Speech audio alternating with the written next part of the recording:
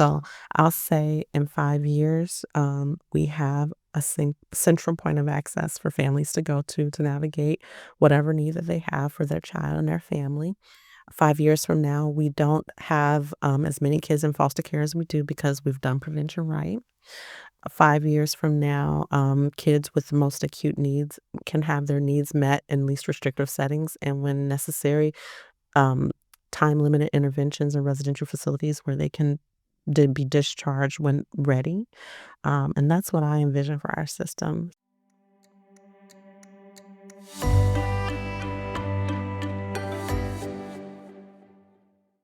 All right. Hello and welcome back to the Partnership Connections podcast. This podcast is centered around child welfare training and educational topics, all with the goal of helping to support those already working in or with an interest in working in child welfare. My name is Stan Brazier. I'm the project director for the learning partnership between the Rhode Island Department of Children, Youth, and Families, or DCYF, and Rhode Island College. Holly Pacheco is with me again today as a co-host. Hello, Holly, how are Stan. we doing today? I am great. How's Panda? Panda is well. Okay. My dog. Now you have to tell me who Panda is. She's my big baby. Talked about Panda on our last episode, so we have to check in. And now I'll need pictures like her. Yeah, for sure. All right, so we have a very special guest today. Yeah. The director of DCYF in Rhode Island, Ashley Deckard, is with us.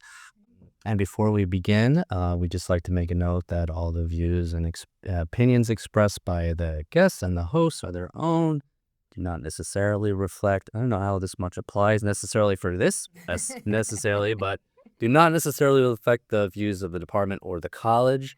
But Ashley, welcome. Great to see you. Thank you so much for having me here. I'm so happy to be here with you guys.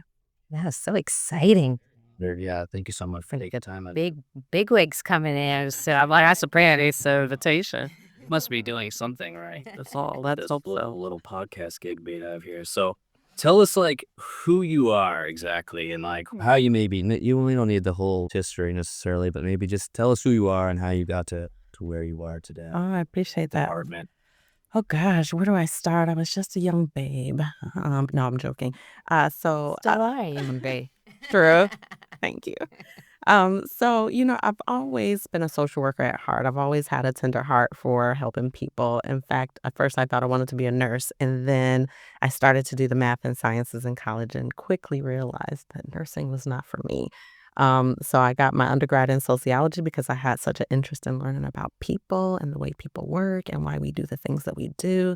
And very quickly came to realize that there was this field called social work that really was intended to help people be able to thrive. Essentially, no matter what type of social work you do, obviously there are various types of social work. I chose child welfare, but there's social work in hospitals, social work in schools, social work with the elderly, social work in communities. When you think about community health workers, although they're called community health workers, I truly believe people who do people's work are social workers.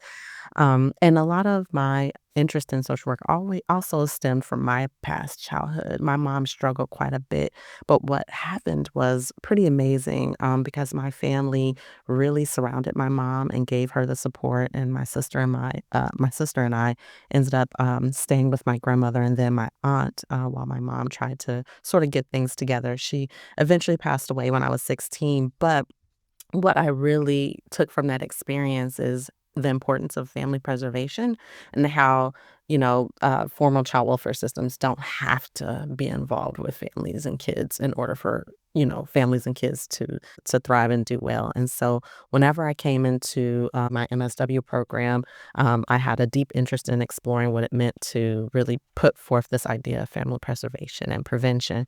And I learned about the Illinois Department of Children and Family Services and did my field practicum there. And I remember interviewing with the supervisor at the time for who was in charge of what Illinois called intact family services, which is a form of preserving families. And I said, I just want to learn how to be a good caseworker. Teach me everything it is to work with families and help them keep help keep them together, give me all the tips and tools for the trade. And so I eventually graduated with my MSW and worked for the Illinois Department of Children and Family Services and Intact Family Services with the expressed goal of every case that was open to me at Intact remaining intact. I'm happy to say, well, two of the many families that I worked with ended up eventually having their children removed, but that's still I think success in my eyes because we had a lot of cases, and then my career just sort of took off from there. I went from being a frontline caseworker for many years to supervising frontline caseworkers to doing investigations and supervising investigators. And then eventually I went over into licensing at Illinois DCFS and then residential monitoring. I mean, I kind of became the jack of all trades in social work, especially for state agencies and some of the work that I did. And as I climbed the proverbial ladder, I began to have a deep interest in policy and sort of serving the field at a more macro level. So I ended up going back to school to get a master's degree in public policy, and for a couple of years did a stint as a public policy director for a nonprofit, and then this opportunity in Rhode Island literally just popped up in my DMs on LinkedIn. There was a recruiter who said, "Hey, it looks like you have the qualifications to be the director for an agency we're recruiting for. Are you interested in learning more?" And as a social worker, like that's the pinnacle of your career to like lead a child welfare agency. And I've always had a desire to do that. In fact, I was sort of manifesting it for myself for Illinois eventually. And so in my eyes, I was like, okay, I'll learn more. And it really just took off. I mean, from the first time speaking with the recruiter to meeting with the governor's office and the EOHHS assistant secretary who was acting secretary at the time. And I was like, wow, this is really happening. I think I truly manifested this for myself. And I'll just end by saying from leaving Illinois to coming to Rhode Island, it was so seamless. It felt like it was written in the stars for me to be here. It really felt like a calling because everything from selling my home in Illinois to getting my child enrolled in school here to driving and finding an apartment, everything just aligned. So I'm really happy to be here in this space. I have an amazing team that I work with, and we have a real passion for preserving families, preventing kids from coming into foster care, and for those families who have to be involved with us, providing as much excellent service for them as we can. What was the moment like when you found out that you were going to be the director of DCYF in Rhode Island? Scary. Scary. I have to admit that I thought to myself, if I'm gonna do this for the first time ever, I'm happy it's Rhode Island because it is the smallest state. And when I think about how ambitious I was trying to manifest being the director of Illinois DCFS, who has over 24,000 kids in foster care. It's an incredibly large state. From one end to the next is 5 hours. It's got over 120 counties. Like I'm like, oh my God, that was I'm really happy that I started sort of in this small state, and it's very much it's more quaint if there's a way to even say that for the work that we do. It just if I know people in the hallway, we speak and talk on the elevators. I go to the different regions. I feel like I know the staff more than I would if I were in a larger state. So I actually really appreciate it. Yeah. Yeah, we are happy you are here. Thank you. Yeah. So it's safe to say the family preservation thing is maybe what kind of keeps you motivated, keeps you going. Yeah, Days. there is a real need for child protection in our country because there are people out there that truly intend to hurt kids. And the vast majority of families that come to our attention because of things that are neglect or look like neglect. And when I think about neglect, I don't think that families are necessarily intending to cause harm on their kids, but they're struggling. Life is tough, especially now. It's hard to afford a place to live. It's hard to afford gas and food. And when people don't have access to those, what we call concrete supports, they get stressed, and then maltreatment on children increases. And so I think if we can figure out how to get families the support that they need well in advance of a problem happening, or even when a problem is starting to happen, supporting them better, you'll see less families interact with our actual child protection system. And I just want to throw out that DCYF is so much more than child protection.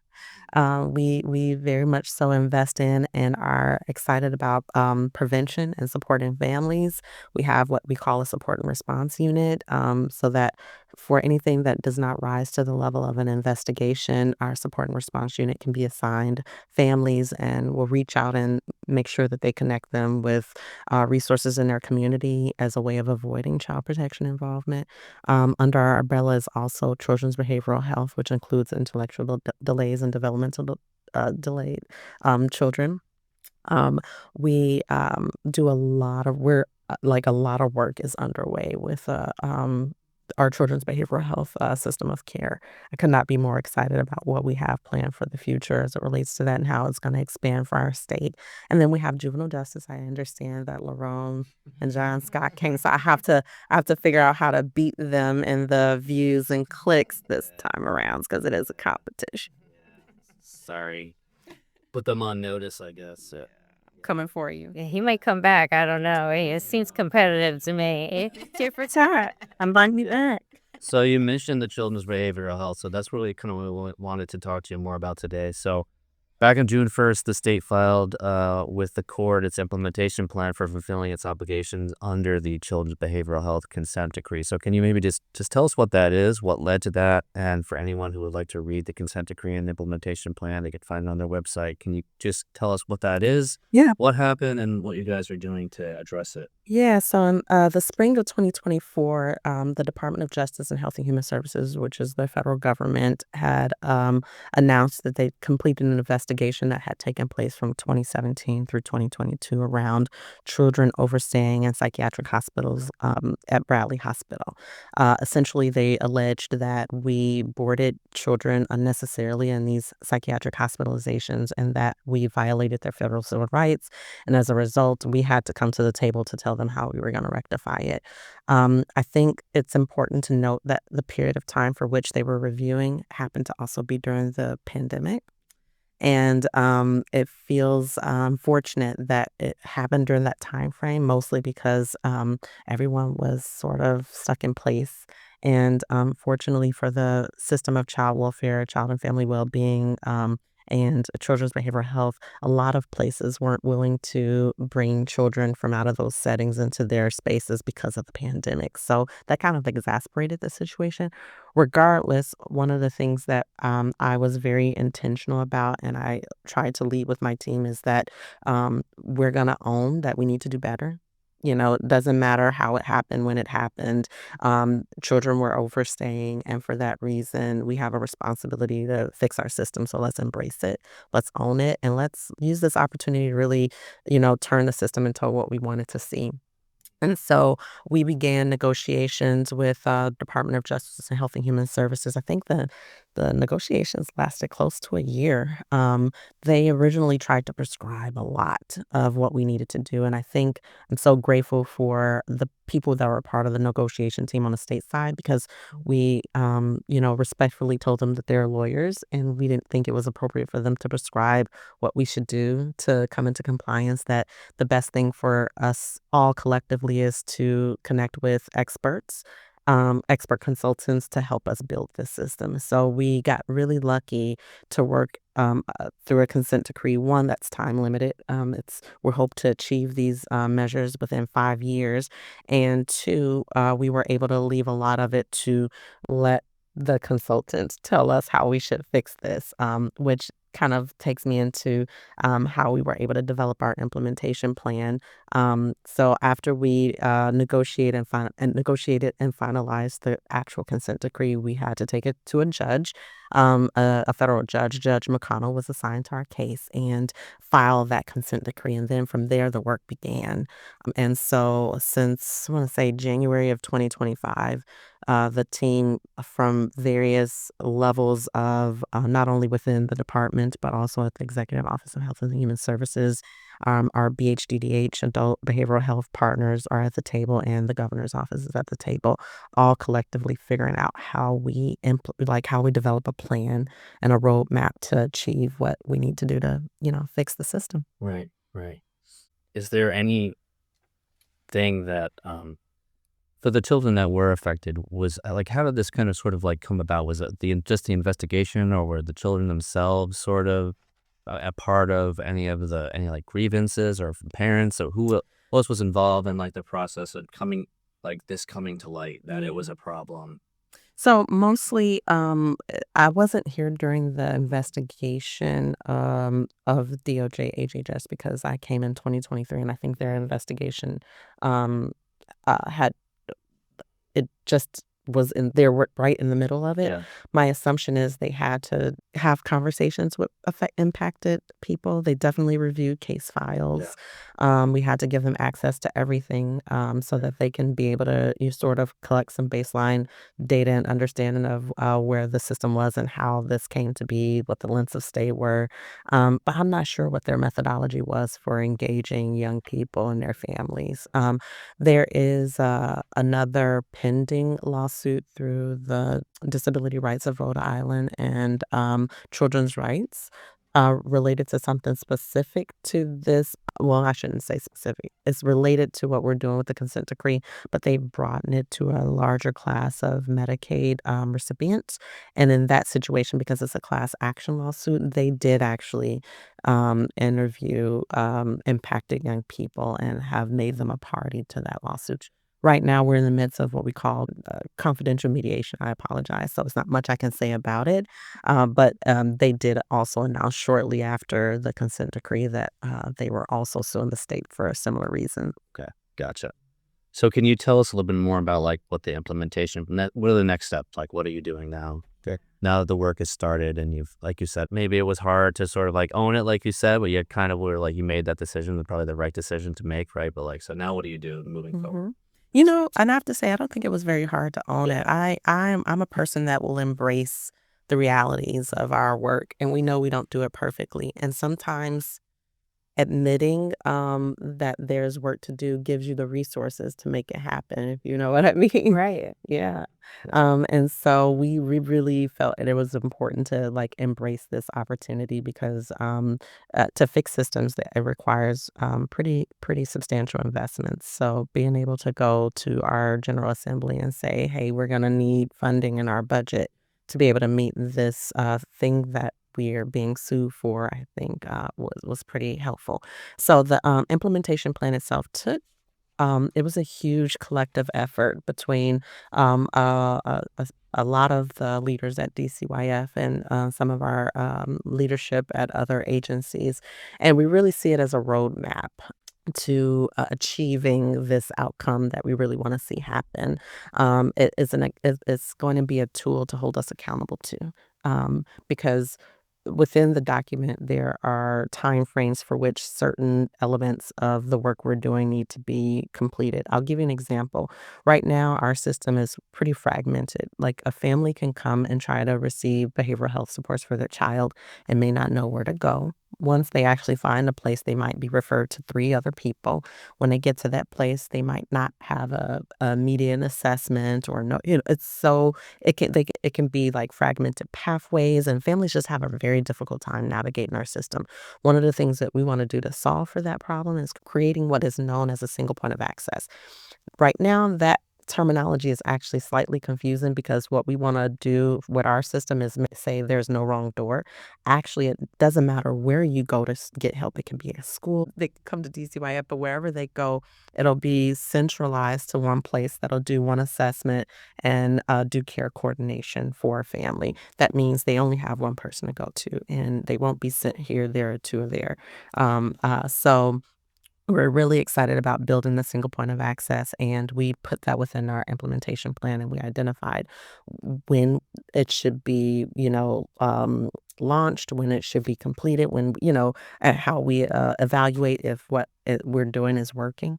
We're also looking at what we call intensive care coordination as a part of our implementation plan, and that's for our young people who we technically call higher acuity, but that just means that some of their needs are just so much more greater than other children, and they need a special type of wraparound support that children who don't have those special needs would necessarily need, and it allows for coordination for them to be more precise and connected to specialized programs, if you will. So we really see this as a guide and an accountability tool so that people know what is going to come next. Okay.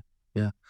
Is part of, or maybe part of the issue in the past has been maybe some of those lower acuity kids ending up in prolonged stays, and like maybe the providers not having the proper, you mentioned like resources and training support, etc., that they need to be able to like treat that child and then discharge them in a more efficient way? Is it part of it just been like we're looking at children that have less severe issues that are being treated like more intensely and more severely? Was that sort of part of the issue? Yeah, well, yes, to some extent. So, we're big proponents of making sure that young people who don't need those higher acuity settings are in least restrictive settings. So that means we have a level of need scale.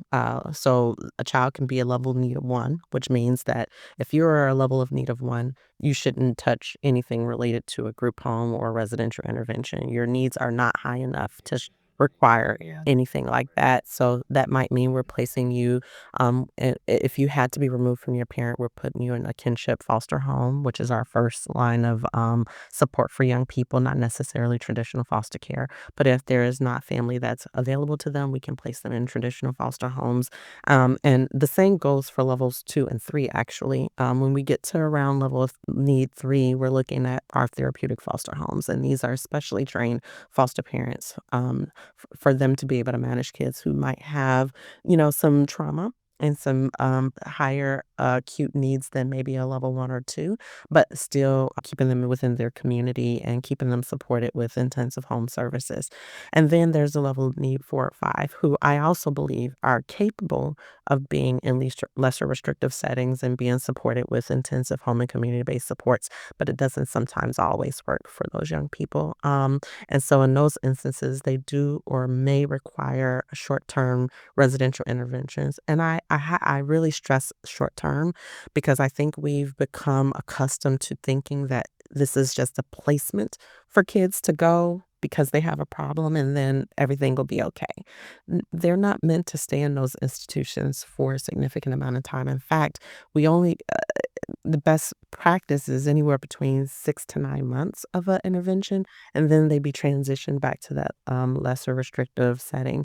What we're finding is, and this is part of the problem that we're trying to solve for, is that young people, even in residential interventions, even if it's not a psychiatric hospital, are overstaying in residential intervention settings longer than they need to, whether it's because their needs are so great, it's been very difficult for that treatment provider to meet the need or for the behavior change to happen. Yeah. Um, or when they're ready, having someone take a chance on our young person who we know previous to coming to that setting had some real challenging issues, but now they might be better. But getting people to trust that is sometimes hard. Right.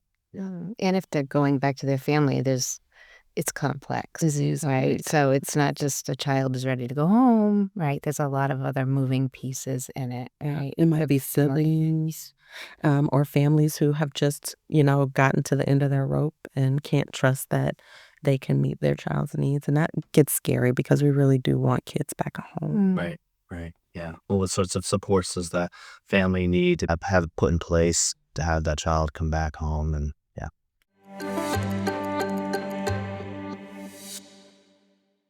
What work is ahead to transform the system? Yeah, I like this question. So I'm focusing on the system of care work because it's like the big elephant in the room. Although, again, I'm having to remind myself there are other parts of our system that we're also trying to impact. But as our focus is on children's behavioral health, I mentioned already we're talking about intensive care coordination. We're talking about single point of access. We're also looking to develop what we call a capacity building center. I'm really Ooh. excited about this opportunity because I think it's going to create a hub, educational excellence and training support hub for our providers within Rhode Island to be able to access to make sure that as we are establishing what residential best practices are for our state, this center for capacity building can be able to meet that need for any given provider. I think it can become a place for the workforce pipeline.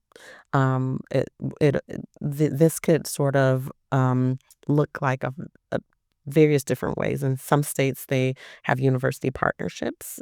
Wink, wink. That will be, like sort of the leaders of the capacity building center. Sometimes there are, whatever we do, we'd have to do some sort of a RFP and people would have to apply. But it could look like various different ways depending on who has an interest in sort of running the center. So I think we should be on the outlook for something like that. Another thing that I'm looking to bring within our state is what other states who have invested in this call family resource centers. And that's the real true primary support. So right now, the state of Rhode Island has the family care community partnerships, which are incredible resources for families that provide them with wraparound services and will open a case for up to 6 months without absolutely any involvement with the department. You don't even have to touch us. We just pay for the service for families. So just a shout out to anyone in communities who need help but don't want to necessarily be involved with DCYF. Please go to your local family care community partnership and you can get whatever support you need. But even before Family Community Care Partnership, there's family resource centers that are centralized in neighborhoods and are community built and community led. And some of them in other states are in schools. Can you imagine how cool it is to have a family resource center right in the school? And where, if Johnny's leaving for the day but knows that he needs to bring back some food, he might go to his family resource center and their, food pantry and grab some things for mom. Or if, mom want to come and wash some clothes because she can't afford the laundromat, she can come to her local family resource center and get that kind of help. I mean, it's truly like just there as a primary source of prevention and support for families, again, without that direct connection to the That department. community building is Exactly. absolutely, yeah. Yeah. So that's a taste of some of the things that might be to come. So I worked in the United Way, and there's a family resource center, and I was the director of the Community Connections Coalition there, right? So family resource centers all over Massachusetts, providing that support, working with DCF, right? But being more of the prevention harm for things, right? So, and like you said, coming without really the same level of maybe stigma or judgment that might come with department Exactly. involvement. How far reaching do you think this work will end up being? Um, this is trying to figure out if how to say this, but this feels like legacy work, like when I think about what the work of the current administration at DCYF, and it's not me, it's my deputy director, it's my associate directors, it's my chief of staff, it's our frontline staff, it's our middle managers. I mean, everybody is so committed to the work of the department and what we're trying to accomplish with improving outcomes. If we can get this right, this can be in place. We can be, a beacon for other states who are interested in doing the same thing. Right now, we're looking up to New Jersey because New Jersey has fixed it. They have accomplished a very good children's behavioral health system of care. And so we're looking at them like they're our, mentors, right? And then we are looking to be that for another state in the next 5 years. So, I think what would feel accomplished for me is if, any state who's trying to figure this out for themselves reach out and say, "Hey, you guys got this right. Can you consult with us and tell us how you did it?" That's how we know we've done something well. So, yeah, I'm really looking to help make the system as much as we can collectively better for the people who have to, you know, experience it. Okay. Gotcha. Yeah. We had Jersey guy here ourselves. Yeah. Home state. Nice. Yeah, they're doing something right for a long time. I mean, Jersey has had a pretty successful children's behavioral health system of care for like 20 years. So they were way ahead of the game. But yeah, I think we're all committed. And for folks that don't know, when I first got here, we did a listening and learning tour for about 18 months because we were really deeply committed to developing a strong strategic plan.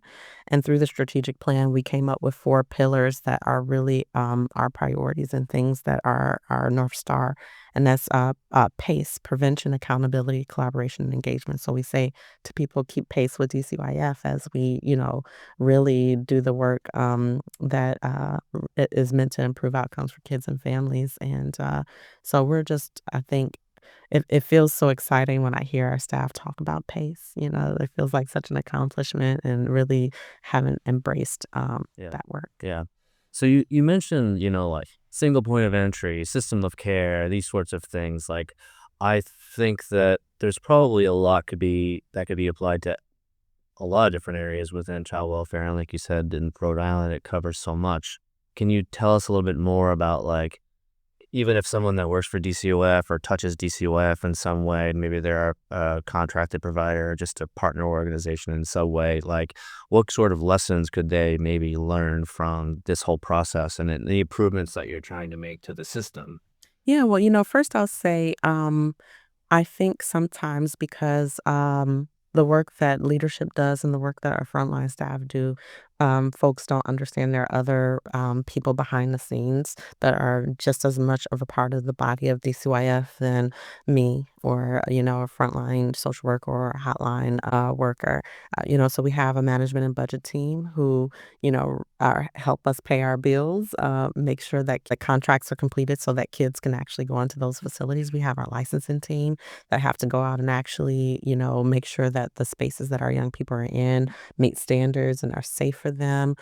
We have our front door staff, who when you're coming in, they're the first beautiful faces that you see that are greeted. We have our juvenile probation officers who have kids that are open to them. And I mean, these are some of the most passionate people I've ever met. They really care about these young people and want to make sure that they don't end up in the adult correctional facilities. And so all of the work that they're doing there.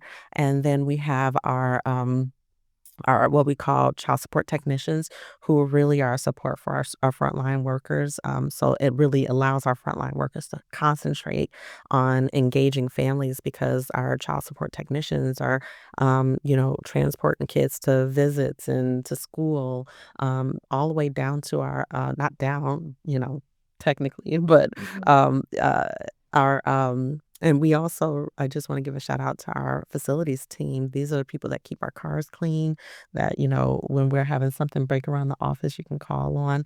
So I just want to say that, and if I missed anybody, because people get really mad if I missed them, if I missed anybody, charge it to my head. Now my heart, I'm getting old and I don't remember so well, but just know I love you. Legal. Yes, thank you for, and I'm so mad that I forgot legal because I just actually had a brief introduction to some law students who had come to visit DCYF to learn about what the legal side of DCYF does. So yes, they're a critical part of our group. So I say that to say that sometimes when people look at DCYF, they just look at the things that they know, but we're so much more of a, ecosystem than just those things that you see on paper. And I said all of that and completely forgot your question. Well, this is. I think you're naming all these different, like, roles and everything, like, but, like, what are some of maybe, like, the key takeaways and, like, the lessons learned from the consent decree process, like this, avoiding silos and having a single point of entry and working together and collaborating. Like, what are some of the messages that are applicable to any of these people that are working within DCYF or touching I DCYF? appreciate that challenges are coming. Not only like you actually have to work together or like try to make change. And I think what's central to that, and one of the things that I missed is family and youth voice. So I think the thing that I want people to take away from even the consent decree work is that we're not doing this in a bubble. We actually have we've created a governance structure that includes starts with an advisory committee that has a multitude of stakeholders that are a part of it. We have providers that are part of the advisory committee. We've got foster parents, we've got young people, we've got parents who have had their children in our system, either voluntarily or not. We have the Office of the Child Advocate, and the variety of people who are part of the advisory committee for the consent decree. And then amongst that group is we have created action teams. And so action teams are like subcommittees of the advisory group where they have a responsibility depending on what area of work we're trying to move forward to sort of create what it will be. And the unique part about that is we're trying our very best to make sure that families are a part of those discussions and are a part of building the system that they are actually the people who are receiving. Like it's one thing to be the professionals who have went to school and are trying to build something based on sort of what we think might be right, and it's another to center the voices of people who have actually experienced it. So I think success for me looks like folks who with lived experience saying, yeah, I was a part of that, I Right. felt that, Yeah. I lent my expertise to what the single point of access now looks like. Okay, gotcha. You mentioned higher ed. What's your message to the bright-eyed, bushy-tailed social work student that's out there that let's say maybe one of them doesn't have a very good perception of or has preconceived notions of DCOF, and maybe some of them sort of like neutral, and like what's your message to them, and maybe what's your pitch? So you've got 30 seconds. Haven't been in 30 seconds to get score for DCYF. You know, my pitch is I was where you were in my MSW career, and just come over. You might not ever leave. Being a public servant is the best thing I've done in my life, and there's so much. As tough as it is on a day-to-day basis, I left nonprofit after 2 years for a reason. It's because I'm kind of addicted to being a public servant and doing this work. It is incredible. And not only do you have the ability to impact individual families if that's your interest, but there's policy, there's law, there's regulations. There's so much more to social work than just the micro level of individual engagement. So if you have an interest, just come and talk to us. We'll help you find a way. Right, yeah. So what's your grand vision then? What is this, let's say 3 to 5 years from now, 10 years from now? Yeah. What do things look like? I would say 5 years because change happens slowly.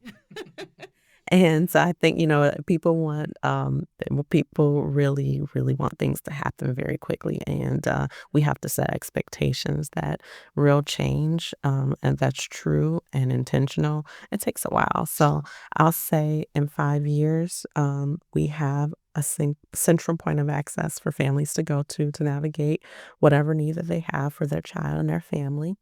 5 years from now, we don't have as many kids in foster care as we do because we've done prevention right. 5 years from now, kids with the most acute needs can have their needs met in least restrictive settings and when necessary, time-limited interventions in residential facilities where they can be discharged when ready. And that's what I envision for our system. Something, I know that sounds so like, I don't know if people think that's unachievable, but I absolutely believe it's achievable. Realistic. Yeah, I think it is. Yeah. Yeah, it sounds like we're on our way there. We are One little step at a time. one little step at a time. Yeah. Do you want to ask any final question? Any final questions? I don't think I have any questions. I'm excited. I have to say, I'm excited. And like you said, it was an opportunity. I think, and not just sit back and say, "Tell us what to do." It was like, "Well, let's get the experts in and help us out and do this right." Yep. So, Shout out to Innovations Institute, University of Connecticut School of Social Work. They're incredible partners. yeah. They're really helping us along in this journey. Right. Yeah.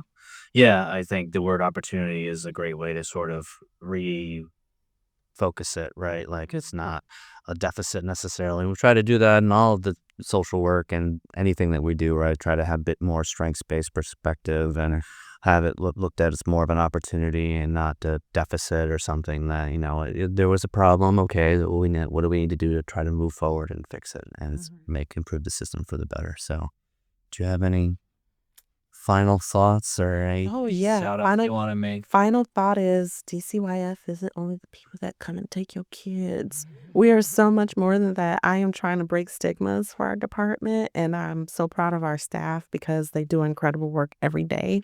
And I do believe that they very intentionally mean to provide excellent support and services to families.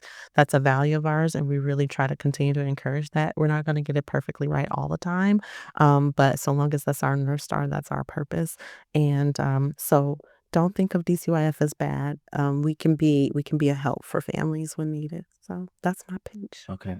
Yeah. What's your message to the families out there, right? That because I think there's so much fear and there's so much pent up stigma and all that stuff. So yeah, is it just we've talked a little bit on some of the episodes we've done about like the paradigm shift to the safe model and this is stuff like that where things have, we are trying to shift the narrative and be more of a partner. So what's maybe the message to just Well, the average family? the message is we deserve the stigma because there has been, was, and to some extent that we're trying to change, but has been a negative point in people's lives. It is very scary to have someone knock on your door who has the delegated authority to remove your child from your care.